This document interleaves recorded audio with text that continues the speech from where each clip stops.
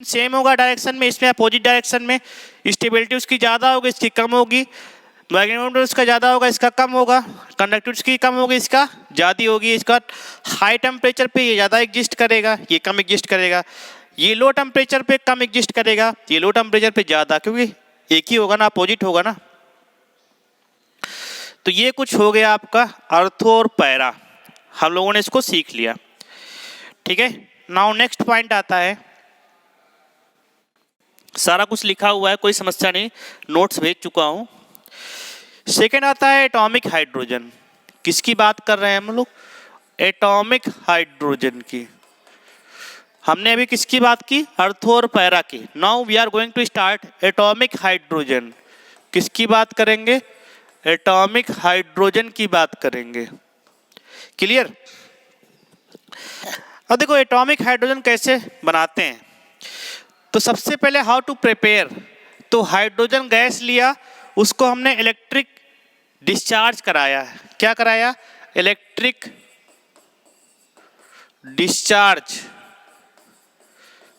ये क्या होता है? Electric, what is the means of electric discharge?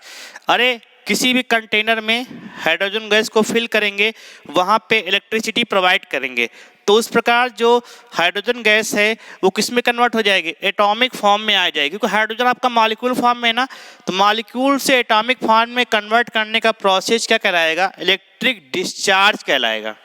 मतलब किसी भी कंटेनर में गैस के मॉलिक्यूल्स को स्पार्क कराना। स्पार्क मतलब इलेक्ट्रिसिटी के द्वारा प्रोवाइड करोगे, स्पार्किंग होगा। स्पार्किंग में क्या होता है? H2 गैस जो है एटॉमिक में कन्वर्ट हो जाएगी, मतलब H2 से H में कन्वर्ट हो जाएगा। अब देखो यहाँ पे H2 था ना, ये आपका मॉलिक्यूल है, या फिर स्पार्क लिख लो। स्पार्क तो जानते ही होगा ना, इलेक्ट्रिक डिस्चार्ज में स्पार्क की बात कर रहे हैं। ये देखो आपका 2H आ गया, ये क्या है? आपका एटॉमिक हाइड्रोजन है। This is your atomic hydrogen. ठीक है, अच्छा लेकिन एटॉमिक हाइड्रोजन की लाइफ बहुत कम है। ठीक है, एटॉमिक हाइड्रोजन जो है उसका लाइफ साइकिल, लाइफ जो है 1/3 पार्ट ऑफ द सेकेंड, मतलब 1 सेकेंड के 1/3 टाइम में फिर से बेकार हो जाएगा, वो बेकार हो जाता है। ठीक है, तो ये एक एक्सोथर्मिक प्रोसेस, इंडोथर्मिक प्रोसेस है। इंडोथर्मिक प्रोसेस है, यहाँ पे डेल्टा H की वैल्यू क्या हो जाएगी? 435 किलो जूल पर मोल। ठीक है, तो ऐसे क्वेश्चन आ सकता है कि atomic hydrogen conversion process is the endothermic oblique exothermic. तो this is the endothermic process because delta H is positive. Okay,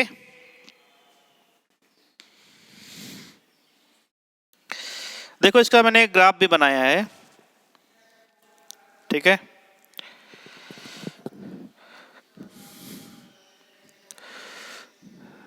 देखो जरा ग्राफ देखो। ग्राफ कैसा कंडीशन देखो, बनाने के लिए सबसे पहले हमने क्या लिया? ये हमने रॉड ले लिया। किसकी रॉड है? ग्रेफाइट की रॉड है। और यहाँ पे हमने इसको इलेक्ट्रिसिटी प्रोवाइड कर दिया, और ये पूरा एक कंटेनर चेम्बर ले लिया हमने। ठीक है, तो इस प्रकार यहाँ पे क्या बन जाएगा? आप पे ये आपकी क्या है? ये आपकी बैटरी है, और ये आपका क्या है? ग्रेफाइट रॉड है, ग्रेफाइट रॉड। तो यहाँ पे क्या होगा? आपका स्पार्क होता है। इस पॉइंट पे आपका क्या होता है? स्पार्क होगा। स्पार्क में क्या होता है? अरे इलेक्ट्रिक स्पार्क तो देखा ही होगा ना। तो इस प्रकार जो इसके अंदर हाइड्रोजन गैस भरी जाएगी ना, H2 गैस फिल होगी, वो कन्वर्ट हो जाएगी किसमें? एटॉमिक हाइड्रोजन में। अच्छा, आप लोगों ने देखा होगा ना, जैसे ये जब बादलों में बिजली कड़कती है ना, तो जो एटमॉस्फेयर की नाइट्रोजन है, फिर से बात सुनना मेरी, जो बादलों में बिजली कड़कती है, एटमॉस्फेयर की नाइट्रोजन है, वो कहाँ पे रहती है? अर्थ में आ जाती है, इसको भी ध्यान रखना। ठीक है, तो स्पार्क से क्या होता है कि गैसेज जो होती हैं कन्वर्ट होती हैं। ठीक है, थर्ड वन देखो, एटॉमिक हाइड्रोजन समझ में आया ना। अच्छा, इसका यूज क्या है? देखो हमारी जो अर्थ है ना उसमें सिर्फ मॉलिक्यूल हाइड्रोजन पाया जाता है, और जो एटॉमिक हाइड्रोजन है ना, अगर एटॉमिक हाइड्रोजन होगा हमारे पास तो एनर्जी का सोर्स बहुत अच्छा है। क्यों? ये सन में और सैटर्न, जुपिटर, जो भी स्टार और ये प्लैनेट हैं, इन सब का सोर्स क्या है? कुल मिला के ये बोल सकते हो कि यूनिवर्स का 80%, यूनिवर्स का 70% जो है उसमें से हाइड्रोजन है। क्या है? हाइड्रोजन है। तो उसमें से भी क्या है? एटॉमिक हाइड्रोजन है। क्या है? Atomic hydrogen. और एटॉमिक हाइड्रोजन का यूज क्या है? सन में आपका न्यूक्लियर फ्यूजन रिएक्शन होता है ना, तो अगर एटॉमिक हाइड्रोजन हमारे पास है तो उसको फ्यूज करा के बहुत सारी एनर्जी जनरेट कर सकते हैं। सोचो, अगर एटॉमिक हाइड्रोजन है तो कभी भी जो सन में रिएक्शन होती है ना, न्यूक्लियर फ्यूजन, वो रिएक्शन हम लोग जनरली करा सकते हैं। उसके भी आप पे क्या होगा? एनर्जी की सारी आवश्यकताएं हमेशा के लिए खत्म। ठीक है, एनर्जी का अपार सोर्स मिल जाएगा मुझे, इसलिए एटॉमिक हाइड्रोजन है। सन में जो एनर्जी का सोर्स है ना, एटॉमिक हाइड्रोजन आपस में रिएक्शन करके हीलियम के एटम में कन्वर्ट होता है। ठीक है ना, आगे प्रोसेस चलती रहती है। इसलिए जो सन में एनर्जी का प्रोसेस है वो हम लोग जर्नली बना सकते हैं ना। तो एटॉमिक हाइड्रोजन बम इसी पे डिपेंड करता है। एटॉमिक हाइड्रोजन बम क्या होता है? हाइड्रोजन बम में क्या होता है कि जो छोटे छोटे आइटम्स है ना हाइड्रोजन के, इनको कंबाइन करके हीलियम में कन्वर्ट करते हैं। उस प्रकार बहुत सारी एनर्जी मुझे मिलती है। ठीक है, इसलिए सबसे खतरनाक जो आपका है हाइड्रोजन बम है। ठीक है, उससे भी खतरनाक एक न्यूट्रॉन बम होता है जिसमें सिर्फ लिविंग बीइंग्स खत्म हो जाएगी। न्यूट्रॉन बम में क्या होता है? सिर्फ लिविंग बीइंग्स खत्म होती हैं। ठीक है, और हाइड्रोजन बम में पूरा स्वाहा हो जाएगा, कुछ भी नहीं बचेगा। इसलिए आपका एटॉमिक बम, हाइड्रोजन बम, ये अर्थ के विनाशक हैं, अर्थ को पूरी तरह खत्म कर सकते हैं। तो ये पॉइंट समझ में आया ना।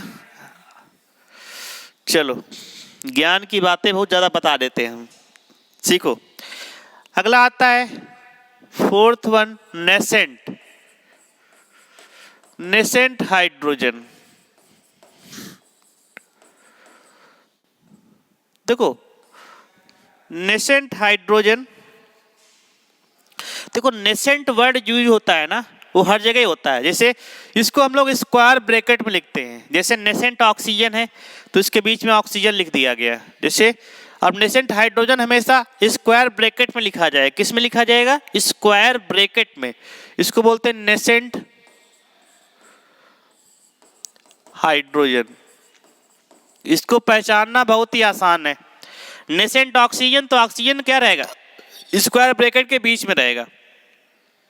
ठीक है, तो इस प्रकार आपका नेसेंट वर्ड इंपॉर्टेंट है। इसका प्रिपरेशन देखो,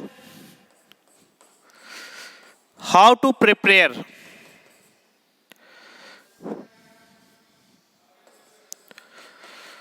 देखो प्रिपरेशन कैसे करते हैं इसका। तो प्रिपरेशन के लिए Zn+2HCl, क्या है? Zn+2HCl। ठीक है, वो भी कैसा लोगे? डाइल्यूट। अच्छा, डाइल्यूट और कंसंट्रेटेड के बेसिक में समझते हो ना। डाइल्यूट मतलब वाटर का अमाउंट ज्यादा।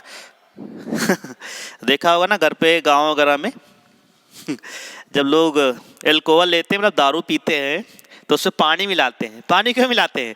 कंसंट्रेशन कम करने, बढ़ाने के लिए, कम करने के लिए। ठीक है, मतलब वाटर को ऐड करने पे किसी भी सब्सटेंस में कंसंट्रेशन उस सब्सटेंस की कम हो जाती है।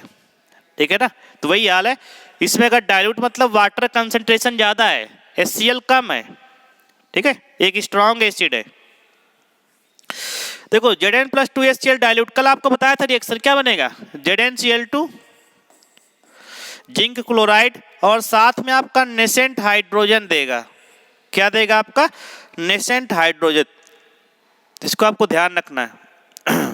तो यहाँ पे बैलेंस कर लो, तो बैलेंस करोगे तो 2 नेसेंट हाइड्रोजन आ जाएगा। तो इस प्रकार this is called the nascent hydrogen. इसका दूसरा मेथड भी एक है सोडियम हाइड्रोक्साइड के साथ। अच्छा, हाइड्रोजन का फॉर्मेशन आपको बताया था ना, डाइल्यूट एसिड और बेस के साथ रिएक्शन करवाते हैं, याद आया? तो वही रिएक्शन है, कुछ नया रिएक्शन नहीं है यहाँ पे। और दूसरा बेस के साथ भी रिएक्शन करा सकते हो। ये एक स्ट्रांग बेस है।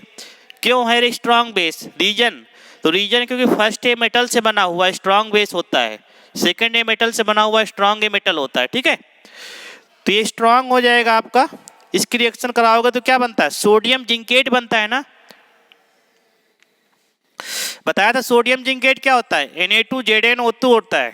क्या होता है? Sodium zincate. और क्या निकलता है? Nascent hydrogen.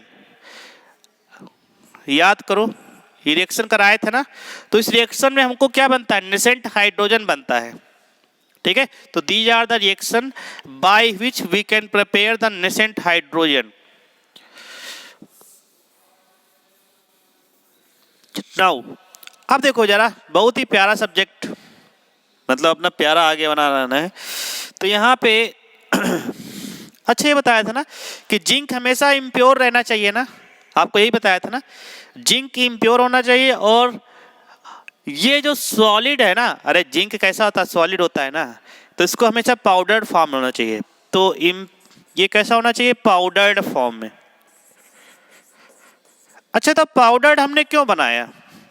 रीजन, तो पाउडर बनाने का रीजन क्या है? सबसे इंपॉर्टेंट रीजन यही है कि पाउडर जब बना दोगे, मेटल का पाउडर लगाते हो ना, वही वाला तो पाउडर लगाने से, पाउडर बनाने से या स्मॉल पार्टिकल में ब्रेक करने से सरफेस एरिया बढ़ जाता है।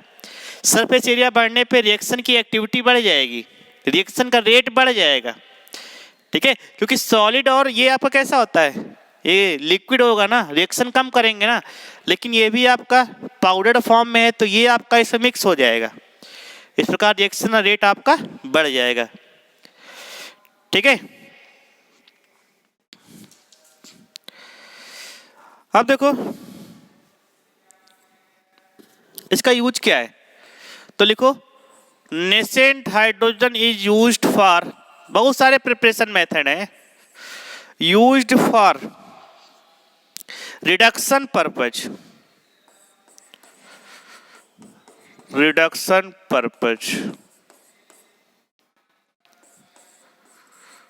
ठीक है।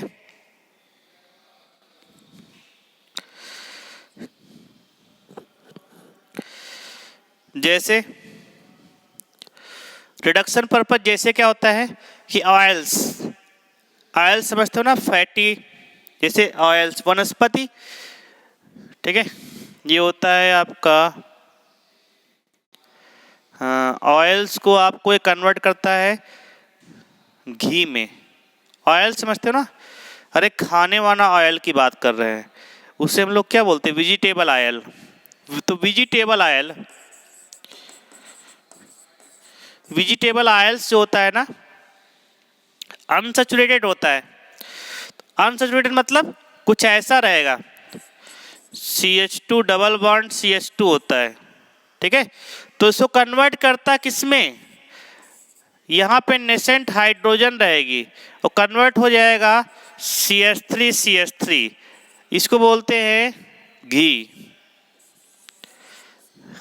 ठीक है, वेजिटेबल ऑयल को घी में कन्वर्ट होता है। ये होता है, क्या होता है? अनसैचुरेटेड होता है। ये होता है सैचुरेटेड होता है। अनसैचुरेटेड क्या होते हैं? जिनके पास डबल बॉन्ड या ट्रिपल बॉन्ड प्रेजेंट होता है। और सैचुरेटेड क्या होते हैं? जिनके पास सिंगल बॉन्ड प्रेजेंट होता है। ठीक है, तो ये तो हो गया इसका। ठीक है, थोड़ा सा और प्रॉपर्टी देख लो इसकी। ठीक है, फिर मैं बताता हूँ, कुछ बहुत और प्रॉपर्टीज की देख लो। देखो प्रॉपर्टीज में आ जाएगा, पहला आ जाएगा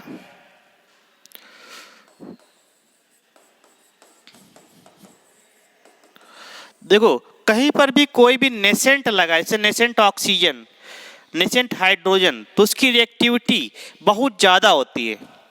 तो इसका पहला पॉइंट आ जाएगा, इसका रिएक्टिविटी जो होगा ना, nascent hydrogen is more than hydrogen. अब ये तुम्हारा कैसा हो सकता है, अर्थो और पैरा हाइड्रोजन भी हो सकता है ना, उससे बहुत ज़्यादा इसकी रिएक्टिविटी रहेगी। इसका काम क्या होता है, पहला काम, अगर ferric chloride, what is the means of this, this is the ferric chloride FeCl3। Fe का अगर +3 ऑक्सीडेशन नंबर है तो फेरिक होता है, +2 है तो फेरस होता है, ठीक है। फेरस सल्फेट FeSO4 +2 होता है और +3 पे फेरिक होता है, ये आपका फेरिक क्लोराइड है, क्योंकि ये ऑक्सीडेशन नंबर यहाँ पे कौन सी स्टेट +3 में है। अगर ये +2 होता तो फेरस होता, जैसे फेरस सल्फेट होता है तुम्हारा। तो FeCl3 आपका लिया गया और यहाँ पे इसका नेसेंट हाइड्रोजन है, रिएक्शन कराओगे तो आपका ये HCl प्लस FeCl2 में कन्वर्ट हो गया। अच्छा, यहाँ पे मैंने एक बताया था रिडक्शन पर्पज के लिए, इसका यूज करते रिडक्शन पर्पज के लिए।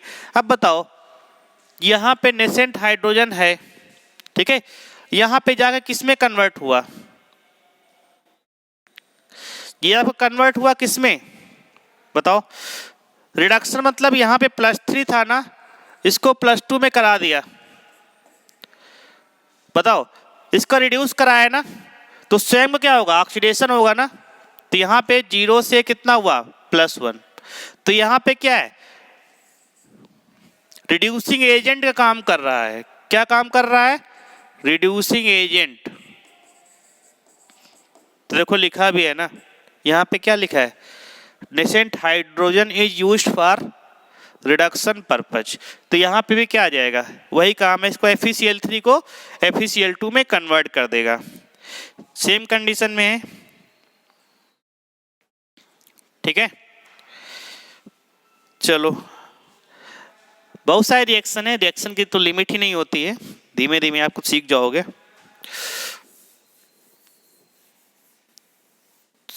देखो नेक्स्ट पॉइंट आता है हम लोगों का कि एडजॉर्ब्ड हाइड्रोजन, लास्ट वन है।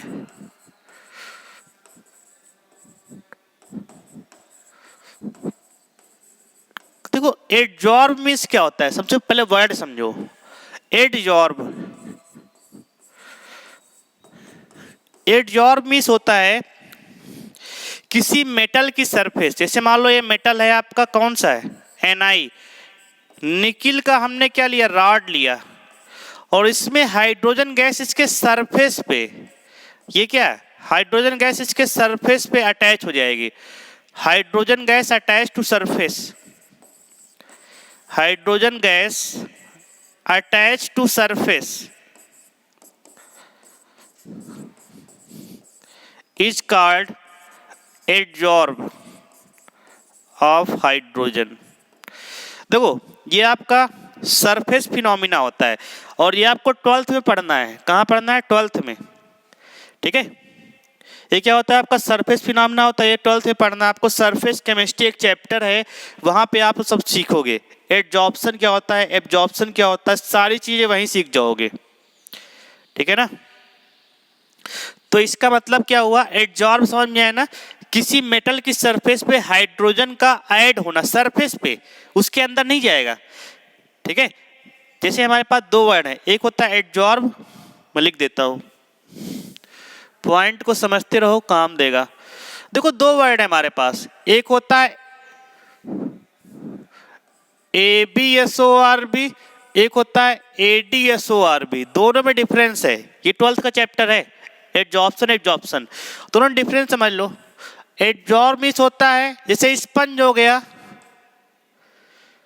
स्पंज इन वाटर, जब स्पंज को वाटर में डालते हो तो स्पंज जो है वाटर को एब्जॉर्ब कर लेता है, उसके अंदर तक पानी चला जाता है ना, तो इसे बोलते हैं एब्जॉर्ब। जब उसकी पूरी सरफेस में फैल जाएगा, अंदर पहुंच जाएगा, तो एब्जॉर्ब बोलते हैं। एब्जॉर्ब मतलब जैसे अगर तुमने चाक फिल इन इंक, देखो अगर तुमने सिंपली चाक को अगर इंक में डाल दिया तो उसकी बाहरी सरफेस ब्लू हो जाएगी, अंदर तो जाएगी नहीं ना। तो बाहरी सरफेस जब ब्लू होगी उसे बोलते हैं एडजॉर्ब। तो वही कंडीशन है, इस सरफेस पे आपका अटैच होगा ना कि अंदर जाएगा, तो इसे बोलते हैं एडजॉर्प्शन। एडजॉर्प्शन ये आपका 12th का टॉपिक है, ठीक है। तो अभी समझ लो इसका यूज क्या है, इतना समझ में आ गया होगा ना, ठीक है। स्पंज जानते हो ना, अरे सोखता की बात कर रहे हैं, ठीक है। देखो अच्छा स्पॉन्ज होता है ना, SPONGE होता है, और हम लोग स्पंज स्पंज पढ़ते हैं, कोई समस्या नहीं, ठीक है ना। तो ये पॉइंट समझ में आए दोनों। अब देखो एडजॉर्ब हाइड्रोजन का यूज क्या है,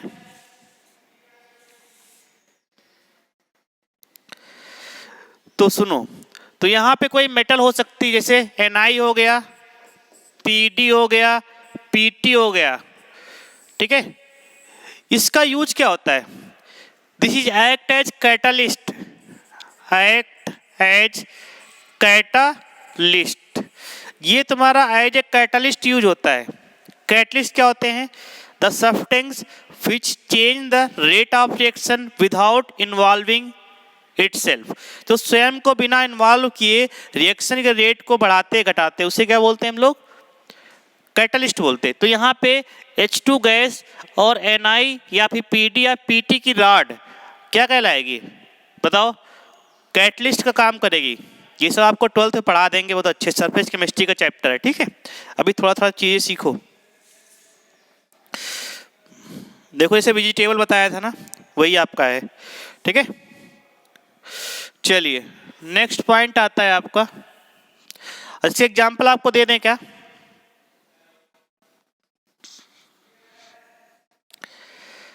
देखो जैसे एग्जाम्पल आपको दे रहे हैं एक,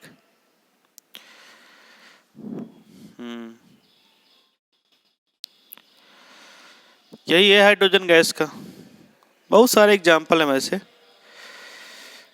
कैटलिस्ट के फॉर्म में। चलो